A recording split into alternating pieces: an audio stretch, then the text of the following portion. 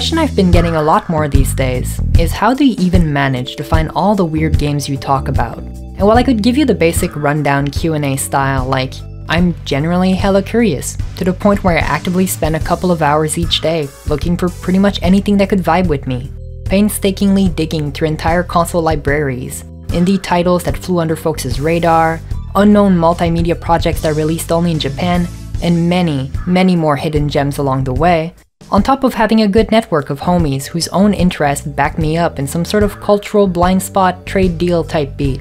The answer is shockingly fairly straightforward. Truth is, I've always been one who naturally seeks out that kind of experience. Not only the niche, the obscure, and the obtuse, but pretty much anything I can get my hands on. Always putting that little bit of extra value into varying and mixing up the stuff I'd be playing on the daily. And it don't even take that much to get me started. Found a cool screenshot that looks vibing and styling? A recommendation coming straight from the heart? The whole thing manifested itself to you in a dream? Sure, any reason's more than enough to seal the deal, you feel? Though with that question tends to come an even stranger one. Why? I guess if I did have to put it in words, I'd say something like, part of why I vibe so much with the smaller obscurities rather than the big mainstream blockbusters ends up just being a matter of personal preference. I've already talked about this plenty in the past, in other videos, but I don't really jive with most modern AAA releases, nor the industry they come from.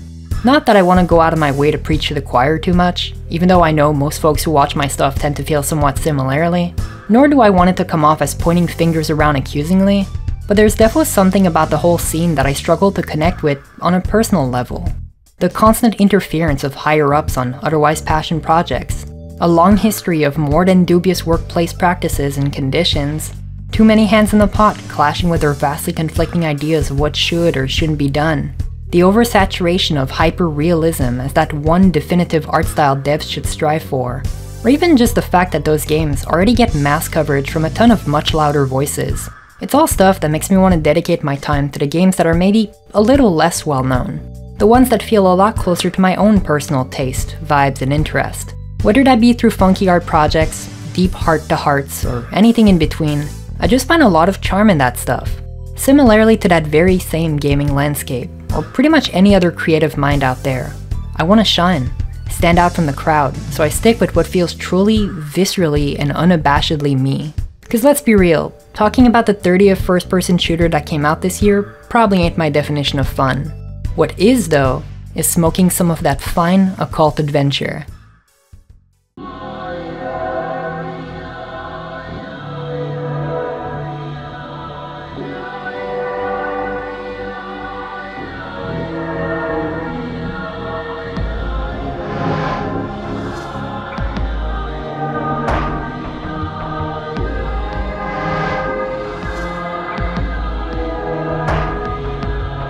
Created and published in 2019 by Japanese developer Fuming and promptly translated into English, ZELLE is a game that advertised itself just like that, without missing a beat, proudly announcing to the world what it is right out the gates: an occult adventure.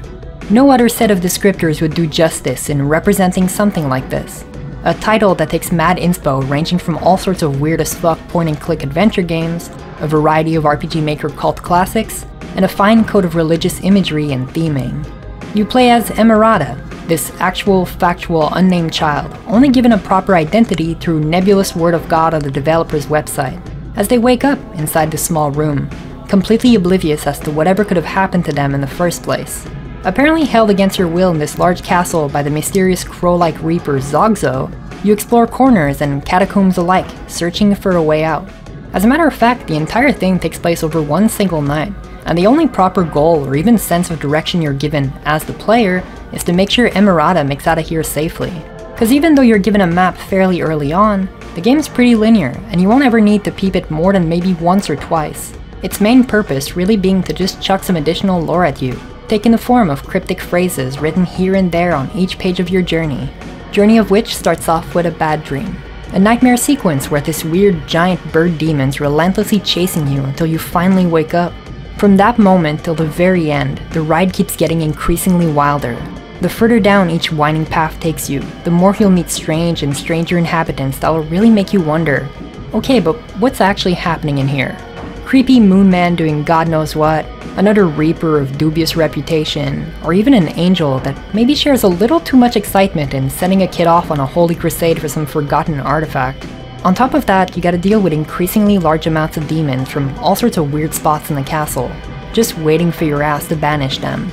Each encounter looking progressively cooler, and the fights becoming tenser as the fast-paced action rises to meet ever new highs. I just love how the atmosphere slowly transitions from painfully slow walks through shadowy corridors, constantly on edge because you can't ever prepare for what's around each corner, to straight up blasting through this really imaginative rendition of purgatory, followed by hell, dispatching anyone who dares to even look at you. Fuming effectively created out of ZELLE an experience that feels like no other, taking elements of each of their own inspirations, only to seamlessly graft them onto their own stylish vibes and ideas. It's enamoring like nothing else.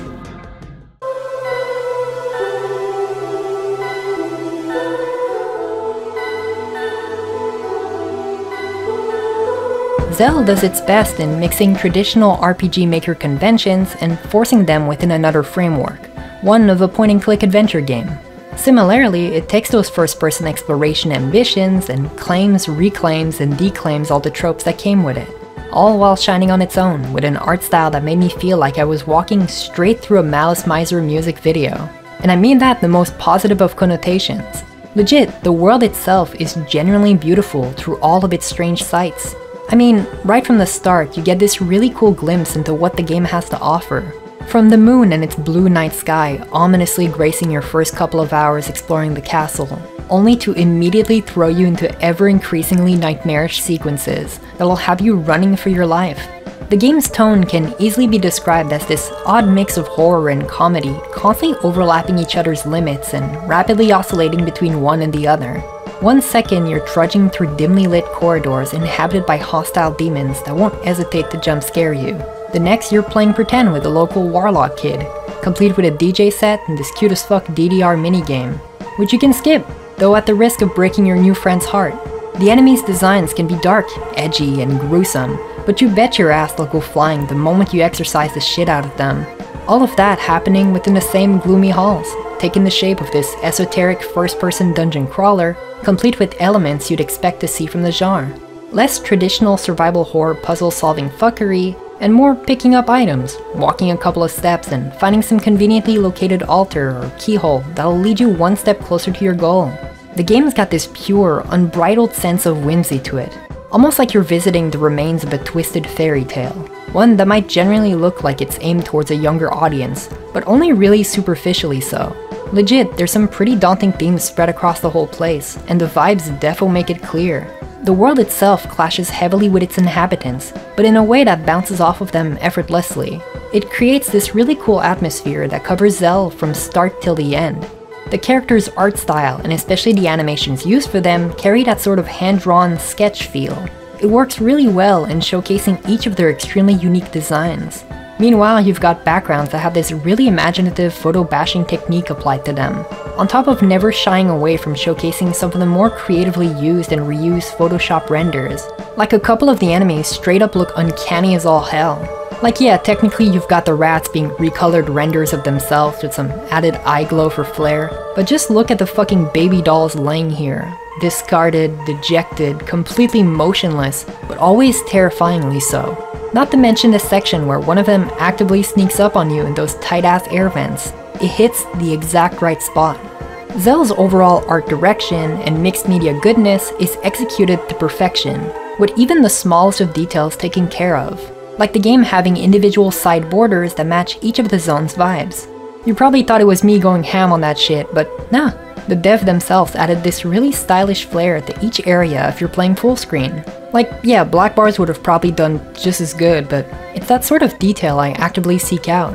It's such a small, minute thing in the grand scheme of things, but it adds tremendously to the atmosphere. Wherever you go, you're constantly met with vibes that accentuate the game's greatest strengths. The whole thing's hella charming and is clearly made by someone who loves what they're doing, on top of having the utmost respect for the medium of art, of video games and their intertwined lineage. It's something you can spot the entire way through its unique art style, its gameplay, its wilding story beats, but especially throughout all of its atmosphere. The whole castle permeates with a certain ambiance, a mood, a vibe that feels both inviting to explore while still having that lingering sense of dread, of oppressiveness. Like you know that wherever you go, there's danger right around each corner, almost as if the entire experience is shrouded in that false sense of security, something that reflects really well into the game's story. Despite technically having all your needs taken care of by the Reaper Crowman dude Zogzo, you still get the feeling that he's hiding something, that he's far more dangerous than he looks. And same goes for the environments around you.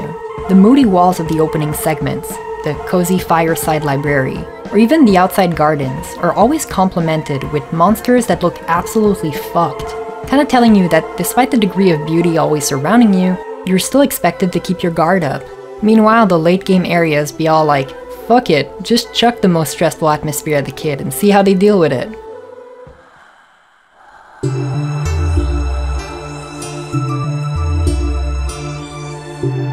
You know, video games nowadays don't tend to scare me, at least not the way they used to.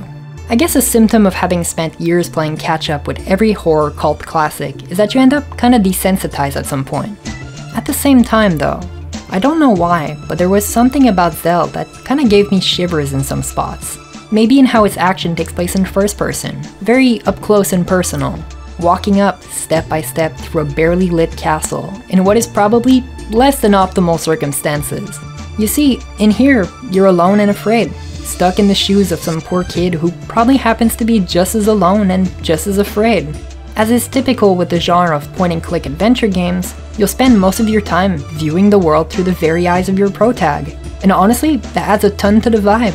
It channels that same primal fear as being a kid at night, slowly tiptoeing in the darkness all the way to the bathroom, knowing damn well there's probably nothing waiting for you in the dark, but never having that actual confirmation. Like, what if there was something lurking? Just that one time. The whole game and its execution flawlessly taps into something truly existential, and not just plot-wise either. So much so, in fact, that when they pull all stops and perspective switch your ass up from first to third person, in something a little closer to what you get in your standard RPG Maker games, there was almost this sigh of relief. Almost as if my brain was no longer making the conscious connection between self and protagonist. Like, I'm no longer in danger in the game, but instead controlling a fictional entity within it, if you get what I mean. It's a very peculiar feeling of immersion I haven't felt in a long time. And honestly, it serves the whole deal so well. ZELLE left me expecting, constantly on edge, knowing there's something out there but always blindsiding me in the way it chooses to present each scare. Like even how the very first fight you get into unrolls in a way I absolutely didn't expect at first. Halfway through a guided tutorial by that weirdo goddess lady over here, you can straight up get shanked if you're not fast enough. The UI itself absolutely betraying the shit out of you in this really cool fourth wall-less encounter.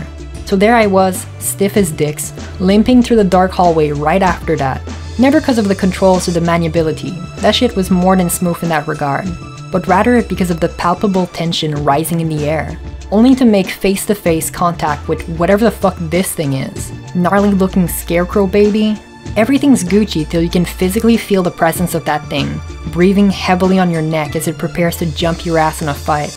That shit was absolutely horrifying, but it's what makes me love it so much more. The whole time you're exploring, it's like there's this constant second guessing in your head. What if there's something there? Am I going the right way? Should I even be here? And honestly, it works hella in accentuating the game's tone and overall mood.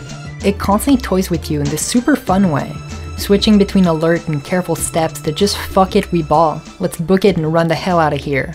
And while running might be an option in most games out there, here you gotta face your demons, and what is probably one of the most seamless applications of combat I've seen coming from the RPG Maker scene. Something that tends to come up fairly often when talking about any RPG, but especially the ones coming from the engine, is the topic of combat systems. I already talked about it hella in depth in my Hylix video, but to reiterate the point a bit, combat in that sort of game tends to go one of two very separate ways. First one being a fairly non-confrontational, no combat, no questions asked type of approach. Walking around methodically, dodging pursuers, or making sure to avoid instant death traps. Very scripted stuff that usually gives the surrounding atmosphere a more tense feeling, like something closer to survival horror for example. While the other option is made up of the equally standard battles of convenient conventions, taking turns slapping each other until one of us rightfully fucks off. And while either way can work wonders depending on the application and context, it's oftentimes the stuff that dared to deviate from the norm that gets remembered. Games that wanted to fuck around with common tropes or design sensibilities that were deemed as the standard. You know, the folks that went above and beyond to make those elements truly part of the experience, either melding them completely into their own narrative in a way that enriches the plot, or just adding a ton of mechanical depth and complexity for the folks who really want to style their enemies. Because more often than not, and not just in RPGs, but every video game, combat can end up feeling like some sort of menial background task instilled only because it had to be there from a game design point of view, rather than going out there and doing something to serve the greater picture. Following the format of point-and-click adventure games ZELLE tends to vibe so much with, each fight is entirely framed through exactly that, some point and click, in this really cool cross between memory, reflexes, and Simon Says shenanigans. Near the very start, the goddess from earlier entrusts you with this funky looking rosary meant to help you along the way, and with that exact gift in hand, you'll spend the rest of the playthrough sending unruly demons home mercilessly, one after the other. Every fight operates under the same core rule set. Your enemy's eyes will be glowing with one of 3 colors corresponding to your rosary, so your job is to effectively identify which one it is and click on the matching color. While that originally sounded hella simple and kinda underwhelming, the game don't hesitate to bash your head in with faster and faster paced action. Icons straight up zooming across the screen, fights that mix and match those pre-established conventions. Adding a ton of pressure too is that fucking timer in the screen's top right corner, just ticking down as I flail around, try my best to click the right spot under a tremendous amount of stress each fight chucks at you. You even get a score based on how well you perform, this only really leading to one of multiple endings to choose from, with your overall tally deciding which one you get based on how well you performed the entire time. Kinda rounding up the scores by the end though. The only ones I've found that really contributed to the story in a meaningful way are the best and worst ranks respectively, since technically they're the ones that give you the most complete picture of the overarching narrative. I kinda expected the game to reward you for performing well and making sure to eliminate every demon as fast as possible, but they defo pulled the rug from underneath my feet with this one. Like, you still get a really good ending by playing well, but it's actually the worst rank that requires even higher levels of play, and I really fuck with that twist. The only way to achieve the C rank ending is to finish each fight with 1 second left on your timer, and I don't exactly need to emphasize much how stressful that should be. Even though technically it does sound pretty high pressure on the surface, it ends up feeling insanely satisfying. The ending you get that way doesn't exactly take the shape of a quote-unquote traditional true end, but instead it gives you this additional scene that recontextualizes the entire journey. And you know, the more I was thinking about it, it does make a lot of sense to give the most complete view of an ending as a reward for sweating your ass off the entire time. And what you're given is such a cool addition to the story that I feel like I can recommend it wholeheartedly. Well, as long as you're buckling in for the ride, you feel? On top of that, the additional difficulty and sheer tension of last chance split-second decisions kinda made me appreciate the combat system even more. In a way, it really helped showcase how well each fight was planned. I love how it devolved into this really intense balance between quick reaction times and proper planning. Never in a way that feels too unfair, but you know, it had me on a couple occasions restarting fights on purpose just to get them right. Since most of them end in one click alone, it always feels like it's this tightrope of victory or death, you or the enemy. Obviously, the game's not shying away from toying with the idea either, with enemies' patterns varying wildly or stronger and stronger opponents that require different approaches. Shout out to that one in the painting world that creeps up on you. They do this really cool thing where the first time you meet it, you think you're all safe, but you never get the satisfaction of that victory screen even after defeating it. It kinda made me drop my guard for a second. Either I wasn't paying full attention or got distracted by the ongoing puzzle, but basically, I kept moving forward. Until just a bit after, the fucker shows up again right as you exit his plane of existence. And even when you do see that victory screen pop up for a fraction of a second, they double dip on the scare. Homie's got that deep personal vendetta against you.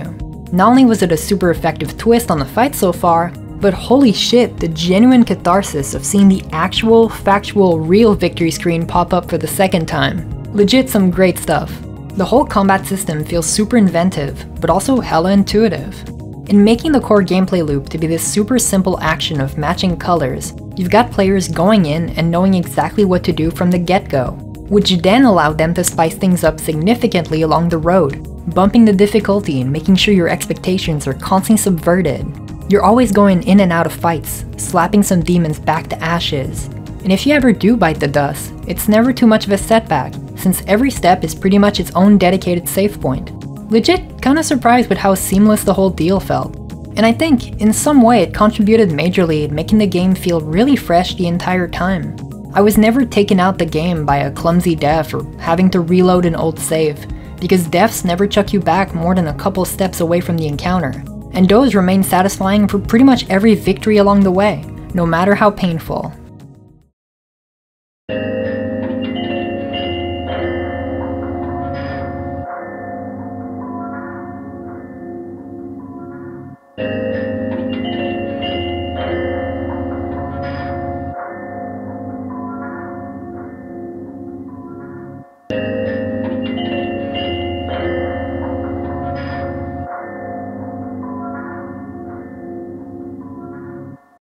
Story-wise though, you've got rosaries, reapers, and retribution.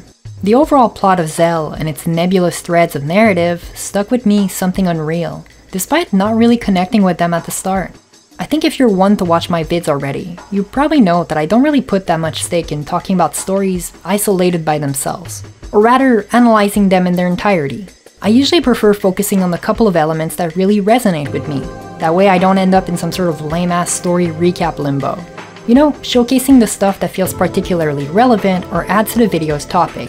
So I ain't gonna go out of my way to spoil things, since I kinda want folks to go out there and play the game by themselves in the first place, but definitely wanna highlight at least a few of my favorite plot threads, concepts, and all the like the game's overall usage of religion as a central element integral to its plot.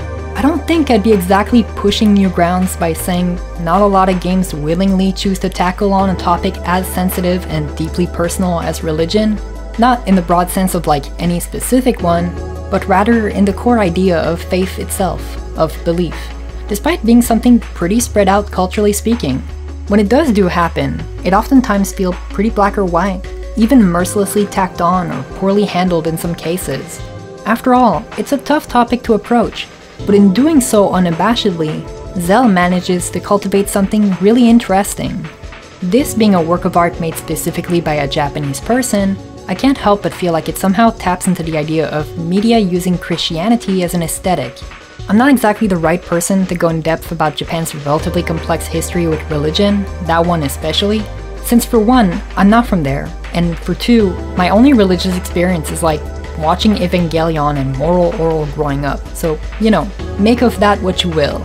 But I do legit think a lot of folks throughout the years have noticed how that sort of media, especially video games or anime, tend to retrofit Catholicism as a stylistic decision, oftentimes preferring to use it aesthetically speaking rather than symbolically meaning. A bit like how, for a while, American media defaulted to portraying any sort of foreign religion as inherently shrouded in some weird form of esoteric mysticism, though that's kinda more about racism. Do they still do that? Since Japan doesn't exactly have a large population of Christians, the local audience don't especially know in depth or really care all that much about the actual accuracy or even depiction of the church. And honestly, neither do I really. I've always been one who thinks that style is substance, so obviously I'm never gonna dog on the idea of picking something that resonates with you purely on a conceptual level, i.e. vibes and style. If it looks good, it looks good. Catholicism just so happened to be the right mix of exotic symbolism that can be slightly recognized by the target audience, while still offering that sort of feeling of mystery, that look into something deep and unknown to the masses. You know, cool cross symbols everywhere, weird as fuck angel, and stylish as hell names. Religion in ZELLE is approached in a more occult way, providing this interesting element to the story while being more occupied by the broader inclinations and implications. Never pointing fingers about this or that, but more of a story that's preoccupied in talking about the folly of men. Not as in like dudes, but as in the ungendered term for humanity in general. The game's constantly peppering in that sort of references, like the Holy Grail for example, this actual factual artifact you were supposed to retrieve for the goddess. One that manages to corrupt admittedly fairly good men into fighting unjustified and truly unsanctified holy wars, granted in big quotation marks. The Grail itself is often described as this cursed thing that practically rewrites the personality of anyone who even uses it, personified in a way that could be construed as some form of deep fixation or religious fanaticism. ZELLE doesn't hesitate from presenting the concepts of heaven or hell in a way that both enrobe them with symbolism while still maintaining maximum style points.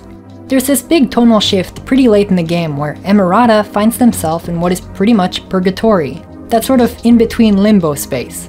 And it leans into some really cool interpretations of concepts we've seen plenty before in media. Always fucking around with preconceived notions and ideas though, especially the ones that were established prior in the story.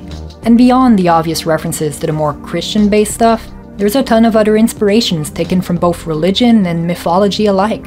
You've got mentions of nightmares being compared to the samsara, the cycle of death and rebirth, on top of landing in Asgard later on. You get this look into how things function in that universe.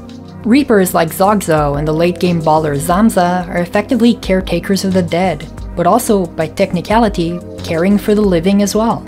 And through some pretty poignant plot twists that I won't spoil here, you get the idea that maybe Crowboy ain't too bad after all. Kind of a doing his job obsessively type guy, with the castle even hinted to be this sort of hospital. A place where he can try to rehabilitate spirits instead of resorting to casting them out insta for eternal damnation. Which kinda feeds back into the question of why Emerata ended up here in the first place. The game's choice of topic never feel like it's there for the sake of shock value. And even when they do talk about some admittedly fairly heavy shit like the loss of one's faith, it's done both in a creative way that resonates to the human aspect, but also very respectfully. In that sense, it reminds me a lot of another RPG Maker game, 811, that also features prominently a protagonist with a fairly strenuous relationship with religion, or faith in general. In that game, you also happen to use some form of holy artifact to defend yourself against God fucking knows what at this point. Both of their stories feature religion quite heavily, but instead of presenting it in a lame-ass good versus bad type of overused cliche, it's more of a set dressing, an aesthetic that embodies the world around its main cast. There's a lot more emphasis on individual characters, their respective arcs, and how they choose to see the world around them. It ends up feeling a lot less preachy and more like a normal element around those folks' lives instead of something enforced onto you. It's a lot more digestible in the end and leads to some really great stuff in both games, 811 of which I'd love to cover in the near future. Same thing for Fuming's next game, Dream Channel Zero, which is shaping up to be just as cool and mixed media feeling as ZELLE. Devo seems a lot more lighthearted from the trailer we got, but still carrying that same sort of eccentricity I love so much from their work. You can also spot a couple of familiar faces in there.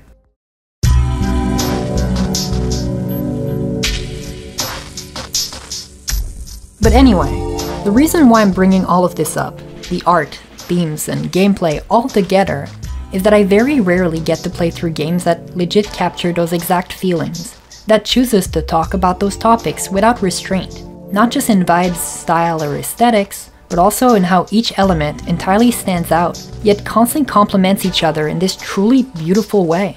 The more I played, or thought about the experience the game gave me, the clearer the idea for this vid became, its thesis or its overarching message. The comparisons and connection between RPG Maker games and the multimedia CD-ROMs of yesteryear aren't just for show either. Both subgenres were, and still are to this day, predominantly associated with something akin to an outsider art scene. The exploration of each usually being done by single creators, or fairly small teams who work on titles that are a lot closer to full-on interactive art exhibits, rather than purely being a game. At least by the medium's admittedly fairly limiting modern standards of design. Indie devs, now more than ever, are effectively carrying the legacy of those multimedia artists and what they did back then. Not just in format, but in spirit too. After all, there's something truly endearing about the emotional earnesty and artistry of someone talking about a topic they hold dear, whatever that may be. Even just the idea of a bunch of creatives tinkering with shit till they figure out what's good, making the stuff you just can't get anywhere else. It's always attracted me in that same sort of primal sense of relatability, an ambiance where folks are allowed to make whatever they want to see out there, in whatever ways they please, but never having to conform to anything other than their own vision, which just so happens to be through the lens of weirdly personal art projects, oftentimes sporting art styles that really go out there with it, or narratives that aren't deemed as conventional. You know, talking about video games, especially ones surrounding the micro-indie scene, or small disbanded dev teams from a long time ago, ain't too different to what I'm currently doing right now. Like for video making as a whole, I think there's a certain beauty in being able to find the tangible human aspect hidden inside a work of art. The person behind the machine, you feel? Like all those weirdo, artsy experiences I keep showcasing, made by like 5 people tops in a dark room, not exactly sure what they're doing mechanically speaking, but holding strongly to the hope that someone out there is going to be able to resonate with what they're making.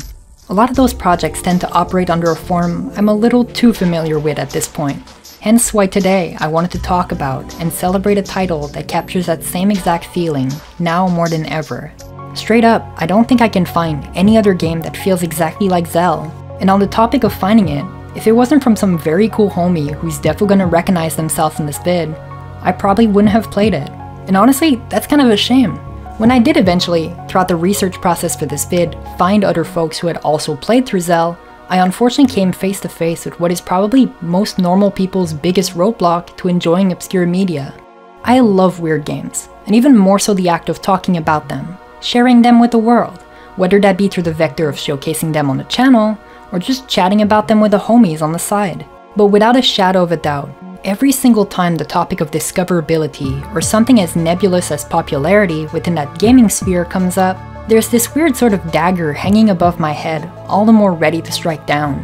The issue being that truly unknown video games are hard to find already, and unfortunately, a lot of those folks who do dwell within that vague as fuck overlapping infosphere tend to keep it to themselves, in some sort of lame-ass attempt of protecting their quote-unquote favorite game from the masses, actively fearing the moment it'll gain some modicum of mainstream appeal online, because it just won't be seen as cool anymore.